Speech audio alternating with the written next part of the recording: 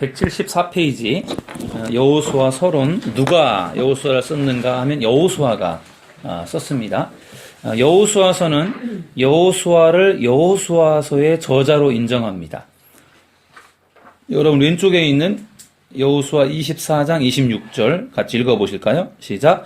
여호수아가 이 모든 말씀을 하나님의 율법책에 기록하고, 성경에서 여호수아가 기록했다라고 말씀하고 있습니다. 원래 여호수아의 이름은 구원이라는 뜻의 호세아였습니다. 원래 이름은 호세아인데 모세가 여호와는 구원이시다라는 뜻의 이름 여호수아로 바꾸어 주었습니다. 애굽에서 노예로 태어난 여호수아는 가나안에서 정복자가 되었습니다. 그래서 애굽에서 노예 생활도 경험했고, 그 다음에 광야 40년 광야 생활도 경험했고, 가나안 땅도 정복하는, 모든 걸 다 두루두루 다 감당한 사람이 바로 여호수아입니다. 그 다음에 그는 모세의 시종으로, 몸종이죠. 시종으로 섬겼고 가나안으로 파송된 12정탐꾼의 하나였습니다. 그래서 여호수아가 아주 잘했던 탁월한 점은요, 순종하는 믿음, 용기, 그리고 하나님께 대한, 말씀에 대한 헌신, 이런 부분들이 여호수아의 탁월한 점이다라고 볼 수 있겠습니다. 그 다음에 언제 기록되었는가 하면, 다루는 연대, 언제를 다루고 있는가 하면, 여호수아서는 주전 1405년부터 1390년까지의 15년 정도의 기간을 다루고 있습니다. 그래서 1446년이 출애굽이잖아요. 1446년부터 1406년까지 40년 동안 광야 생활을 하고, 광야 생활 40년 후에 여호수아를 통해서 가나안을 정복하는 그 시기부터가 1405년이에요. 그래서 그때로부터 이제 기간 다루어지고 있고요. 1장부터 12장까지 크게 두 파트로 나눌 수가 있는데, 1장부터 12장까지는 정복입니다. 가나안 땅을 정복하는. 그래서 계속해서 싸워서 정복해가는 그러한 그 시간이 7년 정도의 시간이 걸리게 되겠고요. 그 다음에 가데스 바네아에서 갈렙이 40살이었습니다.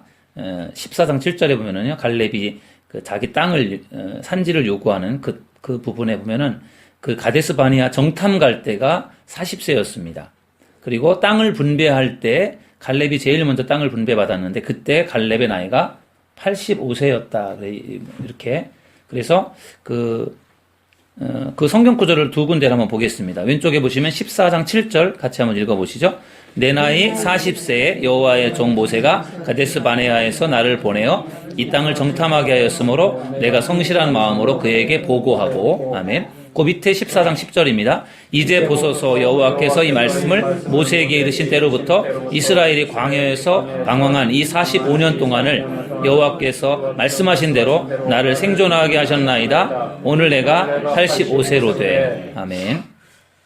그래서 7년 정도 이걸 통해서 7년 정도의 시간이 소요되었구나라고 하는 것을 추측할 수가 있습니다.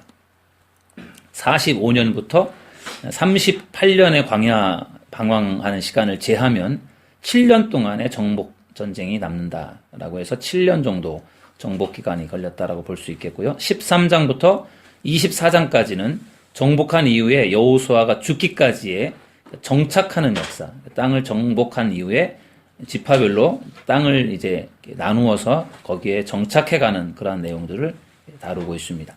기록 연대, 실제로 그러면 여호수아를 언제 썼느냐? 기록한 연대는 여호수아서는 이스라엘의 가나안 정복 초기인 주전 1405년부터 여호수아가 죽는 주전 1390년경 사이에 기록이 되었습니다. 그래서 여호수아가 살아있는 동안에 기록했다라고 볼 수 있겠고요. 그 다음에 어디서 기록되었느냐? 175페이지 보시면 요단강 동편에서 한 1개월 동안, 여기서는 그 모세가 있을 동안에 이미 요단강 동편 땅을 거기를 이미 정복을 했습니다. 그래서 므낫세 반지파와 갓지파, 루벤 지파가 그 땅을 이미 정복한 상태였고, 그 다음에 가나안 땅을 정복해 가는 것은 6장부터 24장까지 정복하는데 7년, 정착하는데 18년의 시간이 소요됐다라고 보고 있고요. 그 다음에 12지파의 정착지가 이렇게 언급이 되어 있습니다. 그래서 그 가나안 땅에 대해서 쭉 볼 때 여러분 이 지도를 보시면은 여기가 갈릴리 호수고 갈릴리 호수에서 쭉 이게 요단강입니다. 요단강 쭉 내려와서 밑에 이제 사해로 연결이 됩니다. 그래서 이 요단강 동편이죠. 동편은 이미 그 모세가 있을 동안에 여기를 정복해서 므낫세 반지파와 갓지파와 르우벤 지파가 이미 이 땅을 이미 분배를 받았어요. 이 땅에 대해서 분배를 받은 다음에 이 요단강을 건너서 이쪽 서편으로 넘어가서 여기에 있는 이만큼의 땅을 다시 정복하고 이제 분배를 하는 거죠. 그런 과정에서 여기 있는 므낫세 반지파, 갓지파, 르우벤 지파도 여기 정복하는데 같이 합류해서 같이 갑니다. 부녀자들과 나이 들은 사람들은 남겨놓고 전쟁할 수 있는 사람들이 같이 들어가서 여기서 한 5년 동안 전쟁을 해서 여기를 다 정복하는 일을 하고 그리고 나서 정복이 끝난 다음에 다시 돌아와요. 그래서 이렇게 해서 각 지파별로 이렇게 땅을 분배를 받게 됩니다. 그래서 큰 땅도 있고 작은 땅도 있는데 이것은 어떻게 보면은 그 인구수에 따라서 그리고 제비뽑기를 통해서 땅을 분배를 해서 이렇게 땅을 나누게 됩니다. 그리고 그럼 무엇을 다루고 있는가? 무엇을 보면 주제는 약속의 땅이에요. 그래서 이스라엘 민족이 여호수아의 지도력 아래서 가나안을 정복하는 사건이 여호수아서의 중심 주제가 되겠고요. 이스라엘 민족은 땅이 없으면 제사장 나라로서의 존속이 불가능하기 때문에 땅이 있어야 되는 거죠. 약속의 땅, 가나안 땅이죠. 순종과 복에 대해서 하나님은 언약에 충실하신 분이고 자기 스스로 문제를 해결하려 하지 않고 하나님의 언약을 신뢰하고 순종할 때 하나님께서 약속하신 복을 받는다라는 거죠. 그래서 하나님의 방법대로 순종해야 복을 받을 수 있고 그것이 결국은 가나안 땅에 들어가서 여리고를 점령하는 거라든지 또 그런 과정 속에서 볼 수 있는 것이고요. 또 하나님께서 주시는 방법대로 이끄시는 대로 순종하는 것 그것이 축복의 길이고 하나님의 방법이 아니라 인간의 방법을 앞세울 때는 결국은 하나님의 복을 받을 수 없는 그러한 부분들을 우리가 여호수아서를 통해서 볼 수 있습니다. 그 다음에 176페이지를 보겠습니다. 언약의 갱신이에요.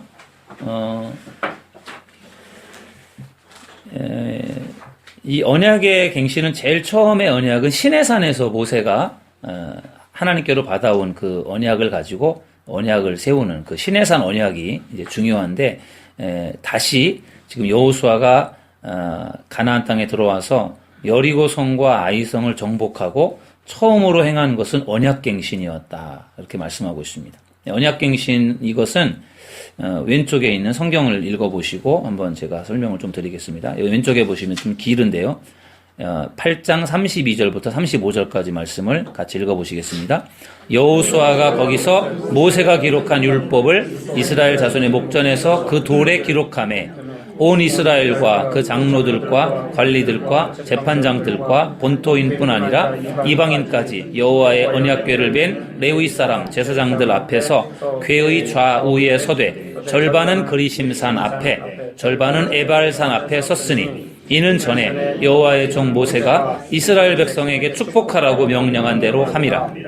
그 후에 여호수아가 율법책에 기록된 모든 것대로 축복과 저주하는 율법의 모든 말씀을 낭독하였으니 모세가 명령한 것은 여호수아가 이스라엘 온 회중과 여자들과 아이와 그들 중에 동행하는 거류민들 앞에서 낭독하지 아니한 말이 하나도 없었더라. 아멘.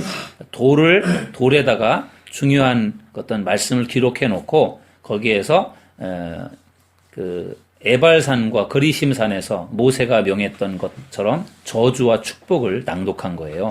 그리고 거기 돌에다가 거기다 율법을 다 기록할 수는 없겠죠. 돌에다가. 그래서 제가 주석을 보니까 10계명과 신명기 28장 정도, 그게 대표적인 거니까 그것을 기록했을 것이다 라고 이렇게 말씀하고 있더라고요.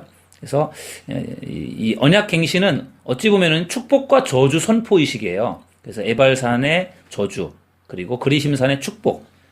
하나님이 축복도 주시지만 저주하시는 그런 말씀들이 신명기 28장에 나오잖아요. 그것을 그 하나님의 말씀을 다시 선포하면서 다시 한번 하나님의 약속을 기억하는 그런 시간을 가진 거죠. 여호수아가 가나안 정복을 마치고 생애를 마감하면서도 또 언약갱신을 합니다. 그러니까 가나안을 정복한 후에도 제일 먼저 언약갱신을 하고, 그리고 모든 정복을 마치고 나서도 또 언약갱신을 하는 이런 것들을 통해서 보면은 언약갱신으로 약속의 땅을 정복하는 일을 시작하고 정복하는 일을 마무리한다. 그러니까 여호수아가 굉장히 하나님의 말씀을 지키고 준행하는데 우선순위를 두고 있는 것을 볼 수 있어요. 그래서 철저하게 말씀을 지키고 말씀을 앞세워서 가는 그러한 모습을 볼 수 있겠습니다. 그 다음에 여호수아서에 나타나는 예수 그리스도, 우리가 계속해서 앞에 모세 오경에서도 그 예수 그리스도의 예표를 보았잖아요. 여호수아에도 보면 예표가 있습니다. 여호수아 자체가 예수 그리스도의 예표입니다. 그래서 여호수아는 그리스도를 예표한다. 여호수아는 여호와는 구원이시다라는 그런 그 말의 뜻이 있었다고 아까 보았죠. 히브리어로 예수아라고 하는 이 히브리어는 지저스라는 이름의 히브리어 형태입니다. 그러니까 예수, 지저스 같은 어떤 그런 의미를 갖고 있고, 여호수아가 이스라엘 백성들을 가나안으로 이끌어 들인 것처럼 예수님은 많은 아들들을 이끌어 영광에 들어가게 하시는 일을 감당하셨다. 그러니까 마치 여호수아가 이스라엘 백성들을 가나안 땅으로 이끌어 들이는 것처럼 예수님이 또 많은 사람들을 영광에 들어가게 하는, 천국으로 이끄는 그러한 일들을 감당하신다라고 할 때 그게 바로 여호수아가 예수님의 예표다라고 그렇게 볼 수 있다라는 거죠. 그 다음에 라합이 매단 붉은 줄, 그러니까 라합이 정탐꾼들을 이렇게 살려주면서 구원받잖아요. 살게 됩니다. 근데 라합은 이방 여인이었지만 그리스도의 계보에 속하게 되고, 붉은 줄은 피를 통한 안전을 묘사한다. 그런 설명을 했고요. 그 다음에 여호와의 군대 장관이 5장에 나옵니다. 그래서 군대 장관은 성육신하기 전에 그리스도의 현현, 그리스도께서 나타나신 것이다 라고 그렇게 설명하고 있고, 여호수아는 제2의 모세로 소개를 합니다. 그래서 제2의 모세로 소개가 되고, 여호수아가 여호와의 군대 장관을 만난 사건은 출애굽기의 떨기나무 불꽃 사건과 유사하다. 그래서 여기서도 보면은 내 발에서 신을 벗으라. 내가 선 곳은 거룩하다. 이렇게 나오거든요. 모세를 하나님이 그 신의 산 떨기나무에서 부르실 때도 똑같이 말씀하셨거든요. 그래서 그런 부분들이 이렇게 비슷한 그러한 부분들을 볼 수가 있습니다. 핵심 구절은 여호수아 1장 8절 다 같이 읽어보실까요? 이 율법책을 내 입에서 떠나지 말게 하며 주야로 그것을 묵상하여 그 안에 기록된 대로 다 지켜 행하라. 그리하면 내 길이 평탄하게 될 것이며 내가 형통하리라. 아멘. 강하고 담대하라. 내가 너와 함께 하겠다. 두려워하지 말아라. 이렇게도 말씀하시면서 뒤에서 주신 말씀은 율법책, 말씀을 떠나지 말고 말씀을 주야로 묵상하라. 말씀을 묵상하면서 살 때 결국은 너의 삶이 형통할 것이다. 그 말씀을 하나님께서 여호수아에게 분명히 들려주셨고, 거기에 여호수아가 순종하면서 가는 거고요. 여호수아 11장 23절 말씀 읽어보시겠습니다. 이와 같이 여호수아가 여호와께서 모세에게 말씀하신 대로 그 온 땅을 점령하여 이스라엘 지파의 구분에 따라 기업으로 주매 그 땅의 전쟁이 그쳤더라. 정복을 마치게 되는 그러한 말씀을 여기 설명하고 있습니다. 그 다음에 177페이지로 가시면 어떻게 기록이 되었는가, 어떤 형태인가. 여호수아는 대부분 산문체소라. 창세기, 출애굽기, 레위기, 민수기, 신명기에서도 거의 비슷한 것과 비슷합니다. 이야기 형태로 되어 있고요. 그러면 왜 여호수아서를 왜 기록했느냐, 기록한 이유의 목적에 대한 설명이 되겠습니다. 여호수아서는 출애굽과 광야 40년을 통해 제사장 나라요 거룩한 백성으로서의 정체성을 확인한 이스라엘 백성들이 약속의 땅을 정복하고 정착하는 역사를 기록하고 있습니다. 그래서 하나님은 여호수아보다 500년 전에 이스라엘 민족에게 그 땅을 약속하셨고요. 아브라함에게 주신 땅이죠. 하나님은 그 약속을 자주 되풀이했어요. 계속해서 그 땅을 하나님께서 약속하신 땅에 대한 말씀들을 계속 되풀이하셨고요. 땅이 없으면 제사장 나라로서의 존속이 불가능하기 때문에 땅이 필요한 거고, 이제 여호수아의 지도력 아래 이스라엘이 가나안의 소유권을 주장하며 정복을 합니다. 모세의 후계자인 여호수아가 이제 정복하는 일을 이제 진행을 합니다. 여호수아서는 500여 년 전에 주신 하나님의 약속이 성취되는 이야기가 되겠고요. 하나님은 가나안을 곧바로 허락하지 않으신 이유는 가나안의 죄악이 아직도 관영하지 않았기 때문에, 또 이제 하나님께서 가나안을 허락하시는 것은 가나안 민족들이 하나님 보시기에 악하기 때문에 그렇다는 거죠. 오른쪽에 있는 성경 구절 신명기 9장 5절 함께 읽어보실까요? 내가 가서 그 땅을 차지함은 내 공의로 말미암음도 아니며 내 마음이 정직함으로 말미암음도 아니요 이 민족들이 악함으로 말미암아 내 하나님 여호와께서 그들을 네 앞에서 쫓아내심이라. 아멘. 하나님이 그 땅을 허락하시는 이유가 하나님께서 약속하신 땅이기도 하지만 그 땅에 살고 있는 그 가나안 족속들이 너무나 악하기 때문에 하나님이 그들을 쫓아내고 하나님의 백성들에게 그 땅을 주시는 그러한 부분이 되겠습니다. 여호수아서는 승리가 군사적인 힘이나 수적 우세보다 하나님에 대한 믿음과 하나님 말씀에 대한 순종을 통해서 주어진다는 것이 보여지죠. 그래서 우리가 아까도 말씀 나눈 것들을 보면은요, 뭔가 군사적으로 강해서 힘이 세서 수가 많아서가 아니라 정말 하나님이 이 승리케 하시는, 순종을 통해 승리케 하시는 그러한 부분들을 우리가 볼 수가 있습니다. 그래서 서론 부분을 이렇게 보았고요. 우리 본론으로 돌아가서 178페이지부터 내용을 구체적으로 보도록 하겠습니다. 개요는 약속의 땅 가나안에 대한 말씀이 되겠고요. 연대는 주전 1405년부터 1390년까지, 장소는 요단강 동편에서 가나안까지, 동편에서 가나안, 동에서 요단강을 건너서 가나안을 정복하는 그러한 부분이 되겠습니다. 정복을 준비하는 과정이 1장부터 5장까지 정복 준비가 되겠습니다. 그래서 여호수아가 모세를 이어서 지도자가 됩니다. 그리고 여호수아는 온 마음을 다해 하나님을 신뢰하는 법을 배워야 했다. 그래서 아까 우리가 읽었던 여호수아 1장 8절 말씀, 강력한 리더는 하나님의 인도하심을 받는 사람이에요. 그래서 하나님의 인도하심을 받는 사람이 강력한 리더가 되겠고, 하나님이 모세를 강력하게 인도하신 것처럼 여호수아를 또 강력하게 인도하시죠. 지금도 우리가 하나님의 인도하심을 받을 수도 있습니다. 어떻게 인도함을 받을 수 있느냐? 말씀을 통해 인도함을 받는 거예요. 그래서 여호수아 1장 8절에 말씀을 묵상하고 지켜 행하라. 그러면 너의 길이 평탄할 것이고 형통하리라. 그런 것처럼 하나님의 인도하심을 받기 위해서는 우리가 말씀을 묵상하는, 읽고 묵상하는 것이 매우 중요합니다. 그러면 그 말씀을 통해서 우리를 인도하시는 거죠. 백성들은 여호수아에게 순종하기로 약속했고, 모세에게 순종했던 것처럼 여호수아에게 순종하기로 약속했고요. 여호수아를 통해서도, 여호수아를 향해서도 하나님의 임재를 누리며 사는 지도자이기를 원했습니다. 그래서 이제 모세의 뒤를 이어 여호수아가 이스라엘의 지도자가 됩니다. 여호수아가 이스라엘을 군사적으로 준비시키는 것이 2장부터 5장까지 나옵니다. 그러면서 이제 가나안을 정탐을 합니다. 정탐하는 일 중에 라합의 등장이죠. 라합의 믿음인데, 밑에 있는 설명을 보면은 라합은 이방인 기생이었고 거짓말쟁이였고 배신자였다. 이것은 그 여리고를 중심으로 설명한 거예요. 여리고를 볼 때는 여리고의 왕이 그 지금 기생 라합의 집에 정탐꾼이 들어간 것을 정보를 알고 거기로 군사들을 보내잖아요. 근데 라합이 거짓말을 합니다. 왔지만 갔다고 그렇게 숨겨주었습니다. 그래서 그런 걸 통해서 보면은 어떻게 보면은 배신자이기도 하고 거짓말쟁이였죠. 근데 결국은 그걸 그렇게 하지 않았어도 결국은 그 여리고성은 무너졌을 것이고 정복당했을 것이고, 그러나 이 라합이 그러한 어떤 그 이스라엘 백성들의 정탐꾼을 섬겨준 것들로 인해서 자기 가족을 구원하는, 개인적으로 볼 때는 이것으로 구원을 받게 되는 거죠. 거짓말쟁이 배신자 이렇게 표현했지만 사실은 그것보다는 그가 믿음으로 구원받은 게 중요한 거예요. 유일하신 참 하나님을 믿는 믿음 하나로 그녀는 목숨을 건질 수 있었고요. 그뿐 아니라 메시아이신 예수님의 조상들의 족보까지 이름을 올리게 됩니다. 믿음은 들음에서 난다 그랬잖아요. 믿음은 들음에서 난다. 이 라합이 들은 거죠. 이스라엘의 하나님에 대한 소문을 들은 거예요.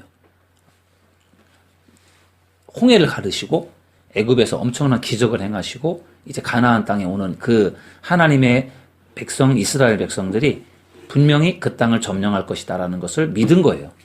그 하나님에 대한 말씀을 듣고 믿어서 그렇게 목숨 걸고 정탐꾼을 숨겨준 것이 결국은 자기가 살게 되는 그러한 은혜를 경험하게 된 거죠. 그래서 믿음이 얼마나 중요한지를 볼 수 있고요. 그 다음에 정탐꾼들의 믿음이에요. 이 두 명의 정탐꾼이 가나안의 첫 번째 성 여리고를 정탐을 하는데요. 이들도 정탐을 하면서 또 정탐을 하고 와서 보고를 할 때 하나님이 그 땅을 분명히 이스라엘에게 주셨다, 우리에게 주셨다라고 하는 확신이 있었어요. 믿음이죠. 마치 여호수아와 갈렙처럼 그러한 어떤 믿음과 확신이 있었습니다, 정탐꾼들에게. 그래서 그런 부분들이 좀 이렇게 다르게 좀 남다른 부분들이고요. 그리고 나서 이제 정탐이 끝나고 나서 가나안에 이제 입성을 하죠. 그래서 이제 정탐을 하고 와서 요단강을 건넙니다. 이 시기는 봄철이라 강물이 불어 강둑까지 넘쳐 흐르고 있었습니다. 강을 건너기에는 가장 불리한 환경 조건이었습니다. 179페이지 보시면 이제 가나안에 들어가기 위해서는 요단강을 건너야 되는데 요단강을 건널 때에도 기적이 일어납니다. 어떻게 기적이 일어납니까? 언약궤, 법궤죠. 법궤를 메고 가는 제사장들의 발이 물에 잠기자 물이 쌓여 흐르지 않았다. 이스라엘 백성들이 애굽을 탈출해 나오면서 출애굽할 때 홍해가 갈라졌잖아요. 홍해 바다가 갈라져서 갈라진 바다 중앙 사이로 이스라엘 백성들이 건넜습니다, 홍해 바다를. 지금 이제 40년의 광야 생활을 끝내고 약속의 땅 가나안으로 들어갈 때 요단강이 가로막고 있었는데 요단강을 향해서 법궤를 맨 제사장들이 걸어가니까 그들의 발이 물에 닿는 순간에 물이 멈추어 섰어요. 요단강 물이 위에서부터 쫙 흘러내려오던 물인데 그게 쌓여 흐르지 않았다는 거예요. 기적이죠. 물이 흘러내리는 물이 위에서부터 밑으로 내려오는 물이 쌓여서 흐르지 않았다는 거예요. 상상이 안 되네요. 어떻게 될 건지. 아무튼 기적이죠, 기적. 그래서 물이 흘러내리던 물이 멈추니까 결국은 밑에 물이 없으니까 거기로 건넌 거예요. 이스라엘 백성들이 200만 명의 사람들이 쫙 건넌 거죠. 그래서 여기에서 볼 때 제사장들의 믿음이 대단하죠. 그 말씀대로 믿고 요단강을 향해 갈 때 그 물이 말라버리는 그러한 기적이 일어났고요. 어느 순간에라도 다시 무너져 내릴 수 있는 수미터나 되는 물이 쌓여있는 강바닥에 몇 시간 동안 서 있었던 제사장들의 믿음이 놀랍다는 것이고요. 이 일은 여호수아가 하나님의 인도하심을 받는 제2의 모세로 여겨지는 계기가 되었습니다. 여호수아가 기적을 일으킨 거죠, 일종의. 그러니까 모세가 홍해바다를 가르면서 기적을 일으키면서 이스라엘 민족의 지도자로서 어떤 그런 중요한 역할을 맡게 되는 것처럼 여기에서 여호수아가 이제 모세의 후계자로서 확실하게 역시 하나님이 능력이 있는 사람을 세워주셨구나라고 하는 어떤 모세의 지도력을 확실하게 세워주는 그런 과정이 되겠습니다. 그래서 이제 그렇게 해서 가나안 땅으로 들어가게 됩니다. 옆에 보시면은요, 우리 4장 14절 말씀이 있습니다. 읽어보시겠습니다. 그날에 여호와께서 모든 이스라엘의 목전에서 여호수아를 크게 하심에 그가 생존한 날 동안에 백성이 그를 두려워하기를 모세를 두려워하던 것 같이 하였더라. 네, 기적을 경험한 그런 이스라엘 백성들이 철저하게 여호수아를 지도자로 이제 따르게 되는 겁니다. 요단강 도하의 기념이에요. 요단강이 멈추어 서면서 요단강을 건너간 것에 대해서 기념으로 길갈에 요단강에서 취한 12개의 돌을 거기다 세웁니다. 기념비를 세운 거예요. 이 길갈에 세운 12개의 돌은 하나님께서 이스라엘과 함께 하셔서 요단강을 기적적으로 건너게 하신 것을 다음 세대에게 가르쳐주는 도구가 되었습니다. 뭔가 눈에 보여지는 어떤 그런 증거물을, 기념품을 만드는 거죠. 그래서 우리의 신앙에도 이런 기념품들이, 기념이 될 만한 것들이 있으면 아마 좋을 것 같습니다. 그래서 길갈에 세워진 12개의 돌이 그런 후손들에게 그런 어떤 하나님의 기적과 역사를 가르쳐 주기 위한 그런 의미에서 돌을 세운 것이고요. 가나안 사람들이 이스라엘을 두려워했습니다. 그래서 벌써 들어오기 전부터 두려워했었고요. 두려워했지만 거기에 적극적으로 반응하고 도와주었던 사람은 라합이었죠. 답은 여호수아가 이스라엘을 영적으로 준비시켰습니다. 그래서 할례를 행합니다. 여리고까지가 3.2km밖에 거리가 되지 않지만 거기에서 할례를 행합니다. 군인들이 1시간이면 도착할 수 있는 거리인데 할례를 하면은 며칠 동안은 꼼짝을 못 하는데 정복하는 일을 앞두고 할례를 행하였다라고 하는 것은 위험 부담이 컸지만 여호수아에게는 영적인 무장이 중요하다라고 생각했기 때문에 그동안에 하지 못했던 할례를 여기서 행한 거죠. 여리고성의 높이가 8에서 9m고 성벽의 두께가 6.5m, 철옹성이었다. 엄청난 6.5m면은요, 정말 엄청난 두께죠.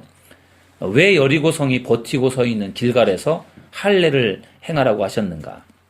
할례는 언약 백성의 증표였고 하나님께서 나의 하나님이 되심을 확인하는 작업이었습니다. 그래서 할례를 통해서 이스라엘과 하나님 사이의 언약이 회복되는 것이었다는 거죠. 이스라엘 백성들이 하나님과의 언약을 지키게 될 때까지 그들에게는 하나님의 축복을 기대할 권리가 없었다. 그래서 할례를 행하고 그 다음에 유월절을 지킵니다. 절기로 회복합니다. 할례와 절기의 회복을 통해서 다른 민족과 구별되는 하나님의 백성으로서의 정체성을 재확인하게 되고요. 이렇게 되면서 만나가 더 이상 내리지 않습니다. 만나가 그치고 가나안의 양식을 먹게 됩니다. 그래서 그동안에 40년 동안 광야 생활을 하면서 내렸던 만나가 멈추게 되고 가나안 땅은 워낙에 풍성하니까 거기에서 이제 가나안의 땅의 양식을 먹게 되는 거죠. 그 다음에 180페이지로 가시면 여호수아가 여호와의 군대 장관을 만나는 장면이 나오고요. 여호수아는 제2의 모세다라고 볼 수 있겠고요. 정복은 이제 6장부터 12장까지가 본격적으로 정복하는 일들이 나오게 됩니다. 중앙 가나안을 정복, 제일 먼저 중앙으로 진입해서 중앙 가나안을 정복합니다.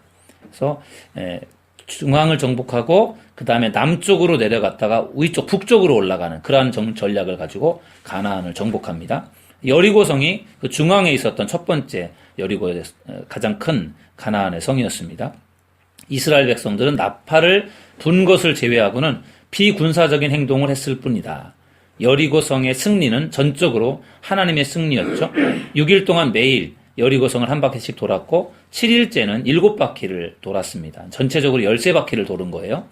제사장들이 7 양각 나팔을 불자 백성들이 함성을 질렀고 성이 무너져 내렸습니다. 6.5m 두께가 되는 그 성이 무너져 내린다는 것은 그건 참 놀라운 일이죠. 그래서 정말 하나님이 무너뜨려 주셨다라는 것을 볼 수가 있고요. 하나님은 여리고성 정복을 통해서 백성들을 시험하시고 이스라엘 백성이 전쟁에서 승리하는 것은 항상 하나님의 능력에 의지할 때 가능한 것이다라는 사실을 깨닫게 하셨어요. 전략이 참 이상하잖아요. 전쟁을 한다는데 그 성을 무너뜨린다, 그 성에 있는 그 성을 취해야 되는데 그 성의 외곽으로 이렇게 도는 그러한 일들에 대해서 모든 백성이 다 돌았잖아요. 근데 그것을 다 따라서 했다라고 하는 것을 보면 그들이 철저하게 순종했던 걸 볼 수 있고요. 그 다음에 나번을 보시면 여리고는 여호와를 위해 구별된 것, 은, 금과 동철 기구를 제외하고는 물건은 말할 것도 없고 사람과 동물의 생명까지 모두 완전히 몰살시켜야만 했습니다. 이게 성결과 관계가 되는 거예요. 다 완전히 몰살시켜야 되는 거죠. 여리고성은 가나안 사람들이 저지른 회복 불가능할 정도의 배교와 도덕적 타락의 상징이었고 그렇기 때문에 그것을 다 완전히 멸하는 것을 이제 하나님께서 지시하신 것입니다. 181페이지로 오셔서 그 별미 성경 여행 박스를 보시면 역사가들은 가나안의 사악함을 증명하는 증거를 많이 찾아냈다. 가나안 사원들은 창녀를 두었으며 성적으로 문란했고 심지어는 사람을 제물로 바치는 일도 저질렀다.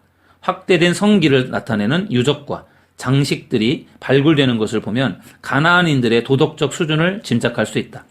바알과 그의 아내 아나스와 같은 가나안의 우상들은 대량 학살과 가학적인 행위를 즐기는 신들이었다.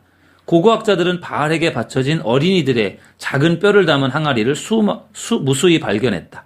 새로운 집에 이사하는 가족들은 집들이 희생이라는 의식을 치렀으며 자녀 중 하나를 죽여서 회반죽 속에 그 몸을 섞어 벽에 바르기까지 했다. 여러 면에서 가나안은 소돔과 고모라처럼 죄악이 넘치는 도시였다. 끔찍한 일들이죠. 이게 가나안이었어요. 그러니까 그러한 것들을 철저하게 하나님이 다 없애라고 말씀하신 거죠. 여리고성, 아이성, 하솔성은 전멸당하고 나머지 성들은 보존되어 이스라엘 백성들을 위한 집으로 사용했으며 첫 번째 성들만 이렇게 성들을 다 전멸시킨 이후에는 거기에서 백성들이 거주했다라는 거죠. 여호수아는 여리고성을 건축하는 자는 여호와 앞에서 저주를 받을 것이라고 선포합니다. 아합 왕 시대 때 이 말씀이 이루어졌다라는 거고요. 그 다음에 여리고성을 정복하고 그 다음에 아이성을 정복합니다. 첫 번째는 아이성에서 패배를 하죠. 유다지파 세라 족속 삽디 가문의 아간이 여호와께 드려야 할 예물을 감추었습니다. 그래서 아간의 가족들이 악을 골짜기에 해서 돌에 맞아 죽었습니다. 맨 밑에 성경 구절 7장 21절을 읽어보시겠습니다. 내가 노력한 물건 중에 시날산의 아름다운 외투 한 벌과 은 200세겔과 그 무게가 50세겔 되는 금덩이 하나를 보고 탐내어 가졌나이다. 보소서 이제 이 물건들을 내 장막 가운데 땅속에 감추었는데 은은 그 밑에 있나이다 하더라. 아멘. 아간이 고백하는 이야기입니다. 그래서 아간 때문에 결국은 아간의 불순종이 아이성 패배를 만들게 됩니다. 그래서 아이성에서 이 패배로 인해서 이 아간의 가족을 다 돌로 쳐 죽인 다음에 다시 하나님께서 주시는 그 전략을 가지고 아이성을 공격해서 승리를 거둡니다. 여리고성을 하나님께서 점령할 때 주신 전략은 여리고성을 하루에 한 바퀴씩 7째 날 7바퀴를 도는 전략이었는데 아이성을 승리할 때 아이성을 점령하는 전략은 뭐였죠? 매복작전이죠. 매복작전. 그래서 몰래 숨겨놓고 매복해 있고 아이성을 공격하다가 도망치는 방법으로 도망가니까 다 쫓아나왔다가 결국은 성이 비었을 때 매복했던 사람들이 성을 차지하면서 양쪽에서 공격해서 다 죽이는 그러한 방식으로 승리를 거두게 됩니다. 그래서 하나님이 똑같은 방법으로 정복하지 않고요. 다양한 방법으로 정복해가는 것을 볼 수도 있습니다. 그 밑에 네모 박스를 보시면 여리고성과 아이성 이야기를 이렇게 나란히 기록해 놓은 이유는 이스라엘 백성이 하나님께 순종하고 그분을 신뢰하면 아무리 큰 어려움도 능히 극복할 수 있지만 자신들의 뜻을 고집한다면 아주 사소한 문제에도 걸려 넘어질 것이다라는 것을 우리에게 가르쳐주기 위한 것이다. 그렇게 보겠습니다. 그 다음에 182페이지로 가셔서 승리의 결과예요. 이스라엘이 하나님을 예배했습니다. 여호수아는 에발산에 단을 쌓고 하나님께 제사를 드렸고요. 이스라엘이 언약을 갱신합니다. 승리에 대해서 아까 앞에서 나왔었죠. 백성들의 절반은 그리심산에, 백성들의 절반은 에발산에 서서 모세의 율법책에 기록된 축복과 저주의 말씀을 남김없이 낭독하는 언약 갱신을 합니다. 전투와 전쟁이에요. 그리스도인들은 전투에서는 패하더라도 전쟁에서는 승리한다. 이스라엘이 아이성 전투에서 패했지만 가나안 정복 전쟁에서는 승리했다. 우리의 인생에는 날마다 수없는 영적 전투가 있다. 그러나 하나님 나라를 향해 가는 영적 전쟁의 승패는 이미 결정되어 있다. 우리의 대장 되신 주님께서 이기고 승리하셨기 때문이다. 비록 우리는 삶의 영적 전투에서 실패할 수 있지만 그것이 끝이 아니다. 최후 승리 얻기까지 영적 전쟁에서 대장 되신 주님을 뒤따라 가야 한다. 아멘. 영적 전쟁에서 승리하기 위해서는 예수 그리스도의 그 이름, 예수님의 이름을 믿는 믿음, 예수님이 있어야 우리가 이길 수 있으니까 예수 그리스도의 이름이 중요하고요. 그리고 성령의 전신갑주, 에베소서 6장에 나온 성령의 전신갑주를 입어야 우리가 영적 전쟁에서 승리할 수가 있습니다. 우리가 말씀을 공부하는 이 성경 대학이 여러분들이 전신갑주를 입는 그런 소중한 시간이 되길 바랍니다. 그 다음에 나번을 보시면 남부 가나안 정복이에요. 제일 처음에 중앙으로 와서 여리고와 아이성을 점령한 이후에 남쪽으로 지금 내려옵니다. 남쪽으로 내려와서 남부 가나안을 정복하는 것이 9장과 10장에 나옵니다. 기브온 사람들과 조약을 맺습니다. 속아서요. 기브온 사람들은 원방에서 온 타국인처럼 행세를 해서 이스라엘과 조약을 체결합니다. 여호수아와 백성의 족장들은 하나님께 뜻을 묻지 않고 스스로 판단하여 너무나도 중요한 사안을 결정해버렸습니다. 그리고 기브온 사람들은 완전히 진멸해야 할 가나안 7족속 가운데 하나인 히위 족속이었습니다. 기브온 사람들은 이스라엘 백성들을 위해 나무 패고 물 깃는 종이 됩니다.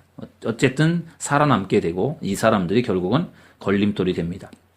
아모리 사람들을 정복했습니다. 10장에 보면. 그래서 남부에 있는 그런 아모리 사람들 정복하고 아모리 사람들이 기브온을 공격해 왔고 기브온 사람들이 여호수아에게 도움을 청했고 여호수아는 여호와의 전쟁을 치르고 하나님께서 아모리 족속의 5왕을 우박으로 치셨고 태양과 달이 멈추어서는 기적이 일어났던 것이 바로 이 10장에 나오는 전쟁이 되겠습니다.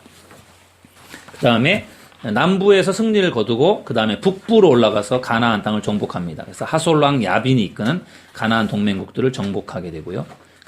그래서 이제 다 정복을 다 끝나게 됩니다. 그래서 가나안 정복에 대한 요약이 11장 16절에서부터 12장 24절까지 나와 있고요. 정복된 영토들에 대해서 쭉 열거하고 있고, 정복된 왕들에 대해서 쭉 12장에서 열거를 합니다. 그래서 모세가 정복한 왕들은 그 모압 평원이죠. 그러니까 요단강 동편에서 2명의 왕을 이제 물리쳤죠. 바산 왕 옥과 아모리 왕 시온 2명을 물리쳤는데, 여호수아는 정복한 그런 왕들이, 여호수아가 정복한 왕들은 요단강을 건넌 이후에 31명의 왕을 무찌르게 되죠. 그러니까 역시 싸움 잘하는 정복자 여호수아의 어떤 그런 모습들이 더 두각을 나타내는 것 같습니다. 그래서 정복이 끝나고 이제는 13장부터 24장까지는 정착이에요. 그래서 여기에 대한 부분들은 사실은 이제 조금 이렇게 작은 분량으로 볼 때는 거의 반인데, 교재에서는 조금만 이렇게 다루어지고 있습니다.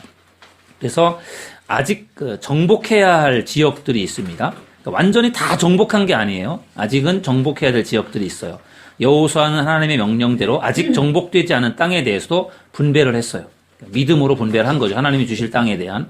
그래서 정복하지 않았지만 분배를 해주었고, 하나님께서 아브라함에게 약속하셨던 그날에 여호와께서 아브라함과 더불어 언약을 세워 이르시되 내가 이 땅을 애굽 강에서부터 그 큰 강 유브라데까지 내 자손에게 주노니라는 말씀을 이루어가는 그러한 장면이 되겠습니다. 요단 동편에서의 정착이에요. 지금 요단 동편은 이미 모세가 있을 때 정복했던 땅이고요. 거기에 레위 지파는 다 흩어져 있었으니까 레위 지파가 있었고, 르우벤 지파, 갓 지파, 므낫세 반 지파가 요단 동편에서 이제 이미 정착을 하고 있고요. 그 다음에 요단 서편에서 이제 정착하고 땅을 분배하는 내용들이 나오는데요. 길갈에서의 땅 분배예요. 14장에서 17장까지 지파의 경계를 정하는 방법은 뭐였죠? 제비뽑기입니다.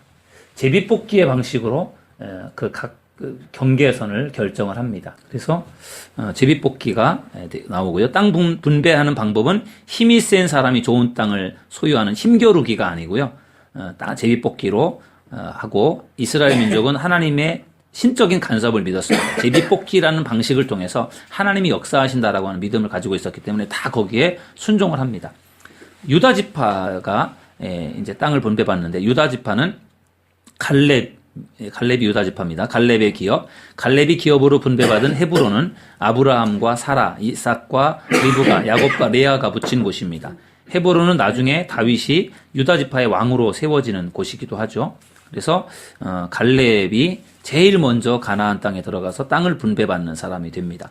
그리고 나머지 갈렙 이외의 유다 지파가 땅을 분배받고요. 가장 큰 땅을 이제 유다 지파 좋은 땅을 받게 됩니다. 그 다음에 에브라임 지파와 그다음 므낫세 반 지파, 요셉 지파, 요셉의 아들들 에브라임 지파와 므낫세 반 지파입니다. 그래서 그 므낫세 지파와 에브라임 지파, 그러니까 원래는 요셉 지파인데 요셉에게 두 몫을 주어서 아들 둘에게 각각의 지파로서 인정을 해서 에브라임과 므낫세 지파가 되는데, 이 므낫세는 혈통적으로는 요셉의 장자예요. 원래 에브라임에게 더 축복이 갔지만 혈통적으로 볼 때는 요셉의 장자입니다. 그래서 요셉의 장자로서, 원래 장자들에게는 장자에게는 모세 율법에 보면은 두 몫을 분배하는 걸로 되어 있어요. 그래서 장자의 특권을 받아서 므낫세가 두 몫을 받습니다. 그래서 아까 우리가 보았던 그 지도에 보면은 요단강 동쪽에도 므낫세의 땅이 있고요. 요단강 서쪽에도 므낫세 땅이 있어요. 므낫세는 특이하게 동서에 있는 땅을, 양쪽으로 나누어져 있는 땅들을 꽤 크게 분배를 받습니다. 그게 어찌 보면은 장자로서의 특권을 그가 받은 것이다라고 볼 수 있겠습니다. 그래서 에브라임과 므낫세가 이렇게 땅을 분배받는 내용들이 16장과 17장에 나와 있고요. 그 다음에 실로에서의 땅 분배예요. 지파 경계를 정하는 새로운 방법이 나와 있고, 베냐민 지파, 그 다음에 시므온 지파, 다른 지파들은 그냥 다 일반적으로 땅을 받게 되는데 시므온 지파가 좀 특이해요. 그래서 여기 설명이 나와 있습니다. 실제로 시므온 지파에게는 독립적인 땅 분배가 이루어지지 않았어요. 그럼 19장 1절 왼쪽에 보시면 중간 쪽에 19장 1절이 있습니다. 성경을 한번 읽어보시죠. 시므온 자손의 지파를 위하여 그들의 가족대로 제비를 뽑았으니 그들의 기업은 유다 자손의 기업 중에서라. 아멘. 시므온 지파에게는 독립적인 땅이 없어요. 유다 지파의 땅의 일부를 시므온에게 준 거죠. 시므온이 조금 찬밥 신세를 받고 있어요. 유다 지파에게 흡수되었습니다. 19장 9절 밑에 성경을 한번 또 읽어보실까요? 19장 9절 시작. 시므온 자손의 이 기업은 유다 자손의 기업 중에서 취하였으니 이는 유다 자손의 분깃이 자기들에게 너무 많으므로 시므온 자손이 자기의 기업을 그들의 기업 중에서 받음이었더라. 아멘. 유다 자손의 분깃이 많아서 그 일부를 이제 그 안에서 시므온 사람들이 살게 해준 거예요. 그만큼 유다 지파의 땅이 컸던 것이기도 하고요. 시므온 지파가 작아진 거예요.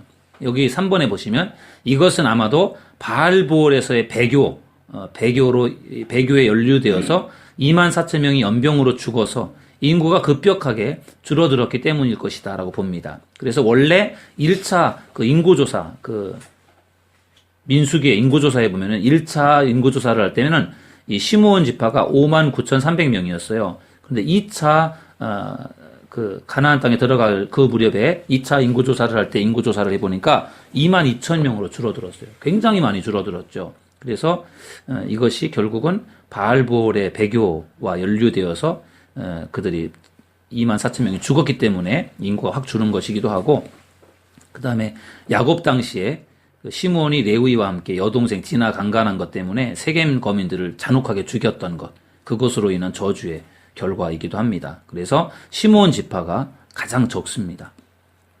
그 다음에 맨 밑으로 오셔서 4번에 보면 여호수아의 기업이라고 돼요. 여호수아의 기업. 모든 지파가 땅 분배를 마치고 나서 지도자 여호수아가 땅 분배를 받는다. 모든 땅 분배가 끝나고 맨 꼴찌로 여호수아가 자기 땅의 일부를 분배를 받는 거예요. 특이한 것은요, 다 지파별로 땅을 분배받았는데 여호수아와 갈렙만 본인들이 땅을 분배를 받았어요. 그게 결국은 축복을 받은 거죠. 가나안 땅 정탐을 했을 때 긍정적인 믿음의 보고를 했던 여호수아와 갈렙 두 사람이 복을 받은 거예요. 근데 갈렙은 욕심이 더 많았던 것 같아요. 제일 먼저 땅을 달라고 해서 좋은 땅 헤브론을 받았는데 여호수아는 자기가 땅을 가지려고 하지 않아. 끝까지 맨 끝내 꼴찌로 자기가 땅을 갖는 걸 보면은 욕심이 없는 걸 볼 수 있어요. 좋은 지도자의 모습인 것 같습니다. 그래서 여호수아가 그래서 참 멋있는 것 같아요. 그래서 아마도 하나님이 여호수아를 땅을 정복하고 분배하는 데 쓰신 것이 아닌가 싶어요. 욕심 많은 사람이었으면 자기 거 챙기려다가 다른 사람 거를 챙겨주지도 못할 수 있지만 자기 거를 챙기지 않는 그러한 모습이 도전적이고요. 그 다음에 185페이지로 가셔서 라본을 보시면 신앙 공동체 정착이에요. 좀 분위기가 바뀌어서 이제 도피성이 나옵니다. 그래서 20장에 도피성 6개가 나옵니다. 납달리 게데스, 가나안 지경의 헤브론과 세겜, 요단 동편의 베셀, 길라 라못, 골란 이런 곳에 도피성이 이제 각 요소에 있어서 우리가 전에 공부한 것처럼 부지 중에 실수로 살인한 사람들이 도피해서 살 수 있도록 그렇게 도피성을 만들어 주었고요. 레위인들의 성읍들이 전국적으로 흩어져서 48개 성읍에 살았습니다. 레위인들은 땅이 없으니까 각각의 지파별로 성읍을 주어서요. 그곳에서 살면서 레위인으로서 제사하는 그런 임무를 수행을 했습니다. 고앗, 게르손, 무라리 자손들이 이제 흩어져서 48성읍에 살았고요. 그러면서 이스라엘의 가나안 정착이 이제 완료가 됩니다. 그리고 22장에 보면은 증거의 단을 쌓는 그 장면이 나옵니다. 그래서 요단 동편에 3개의 지파가 요단가에 큰 제단을 쌓습니다. 아까 제가 설명드린 것처럼 요단 동편은 모세가 있을 때 이미 점령했던 그런 땅이잖아요. 그래서 거기에 있었던 3개 지파가 가나안을 정복하는 일을 위해서 5년 동안 들어가서 정복하는 일을 같이 하고 나서 정복이 끝난 다음에 다시 자기네 땅으로 돌아오는 겁니다. 돌아오면서 요단가에 강가에다가 큰 제단을 쌓아 올렸어요. 이 제단을 쌓아 올린 이유는 나번에 보면은 이 제단은 하나님 여호와의 제단 외에 다른 제단을 쌓은 것이 아니라 후일 요단 서편 지파들이 요단 동편 지파를 향해서 너희가 이스라엘 하나님 여호와와 무슨 상관이 있느냐, 너희는 여호와께 받을 분깃이 없느니라 이렇게 말할까 하여 여호와의 제단을 모형으로 만든 것이다. 그러니까 어떻게 보면은 정복 전쟁에 참여한 것에 대한 기념을 만들어 놓은 거예요. 네, 이것이 서편에 있는 사람들이 볼 때는 뭔가 우상 숭배하는 것처럼 보여져서 그것 때문에 오해가 일어나기도 하는데, 그게 우상 숭배하려고 한 게 아니라 그 정복 전쟁에 우리가 참여해서 같이 이렇게 하나님의 은혜를 체험했다라고 하는 것을 기념하기 위해서 거기에 큰 단을 만들어 놓았습니다. 그 다음에 이제 마지막에 마본으로 가서 여호수아의 고별사예요. 23장, 24장. 그래서 하나님의 복은 오로지 순종을 통해서 온다라고 하는 것을 볼 수 있습니다. 이스라엘 언약 공동체에 속한 사람들이라고 해서 자동적으로 하나님의 은혜를 보장받을 수 있는 것은 아니었다. 각 개인은 하나님을 신뢰하고 그분께 순종해야 했다는 것이고요. 여호수아와 엘르아살의 죽음이 나옵니다. 여호수아는 몇 살에 죽었습니까? 110세에 죽어서 딥낫 세라의 장사되었습니다. 모세는 120세에 죽었는데 여호수아가 110세에 죽었습니다. 그 다음에 그런 걸 보면은요, 역으로 추적해 보면은 여호수아가 110살에 죽었고 모세가 120살에 죽었잖아요. 여호수아가 모세보다 25살 정도가 어린 것 같아요. 여호수아가. 그래서 그 모세의 시종으로서 모세를 잘 도왔다가 이제 나중에 모세의 후계자로서 역할을 했고요. 110세에 죽어서 장사가 되었고, 그때 그 요셉의 뼈도 장사가 됩니다.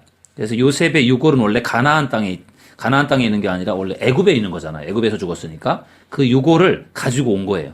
그래서 요셉의 유골은 이스라엘 백성들이 400년 동안 본향으로 돌아갈 때를 기다리며 애굽에서 보관해 왔던 유골을 이제 출애굽하면서 가지고 나온 거를 마침내 아브라함의 자손들의 고향으로 돌아와서 아브라함, 이삭, 야곱이 장사되어 있는 세겜 땅에 거기다가 장사를 지냅니다. 그래서 거기에 유골이 거기에 이제 묻혀지게 되는 거죠.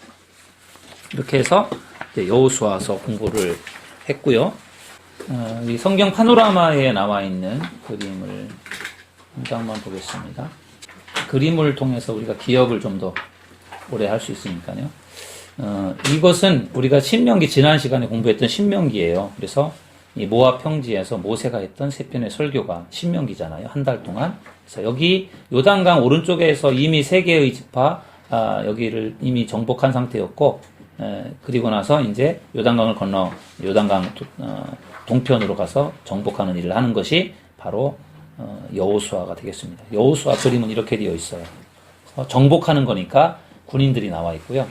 빨간 표시대로 요단강 동편에서 요단강 동편에서 건너서 중앙에 있는 여리고성과 아이성을 점령을 하고 밑으로 남부로 내려갔다가 점령을 하고 북부로 올라갔다가 점령하는 이 과정들이 설명이 되어 있고, 동그라미 쳐진 게 12지파예요. 12개의 지파가 결국 정복하는 일을 하고 땅을 분배하는 일들, 그런 이야기들, 그러니까 정복하고 땅을 분배하는 지파별로, 그것이 결국은 여호수아서기 때문에 그림이 이렇게 여호수아를 한 장으로 표현을 한 거예요. 여호수아를 크게 둘로 나눌 수가 있는데, 하나는 1장부터 12장까지인데 정복하기 위한 가나안의 분할, 정복에 대한 부분들이 여기 나와 있고요. 13장부터 24장까지는 정착하기 위한 분할, 정착에 대한 부분이죠. 제비뽑기 방식으로 정착을 했습니다. 정복하는 데는 7년, 정착하는 데는 물음표로 했네요. 사람들마다 좀 다른데 조금씩 다릅니다. 그래서 이렇게 해서 여호수아를 공부했고요.